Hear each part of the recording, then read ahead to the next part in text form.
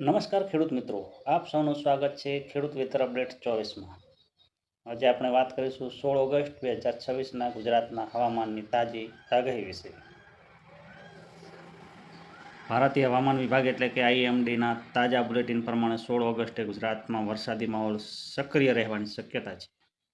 ખાસ કરીને ગુજરાત રિજનમાં ભારે વરસાદની શક્યતા સાથે ગાજવીજ અને વીજળીની પ્રવૃત્તિ પણ જોવા મળી શકે છે.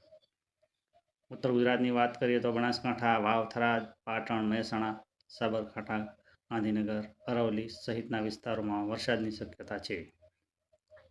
આઈએમડીના જિલ્લાવાર અનુમાન પ્રમાણે કેટલાક વિસ્તારોમાં ભારે વરસાદ છૂટાછવાયા સ્થળોએ પડી શકે છે, જ્યારે અન્ય વિસ્તારોમાં હળવાથી મધ્યમ વરસાદ અને ગાજવીજ સાથે વરસાદની શક્યતા છે.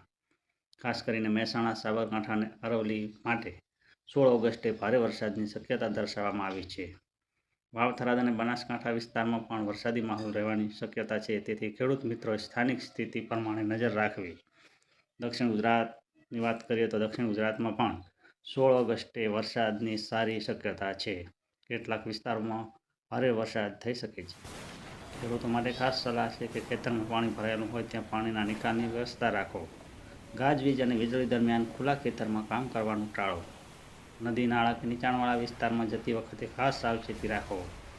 આગામી 24 કલાકોમાં હવામાન ફેરફાર થઈ શકે છે, તેથી સ્થાનિક હવામાન અપડેટ અને આઈએમડીની ચેતવણી પર નજર રાખવી જરૂરી છે.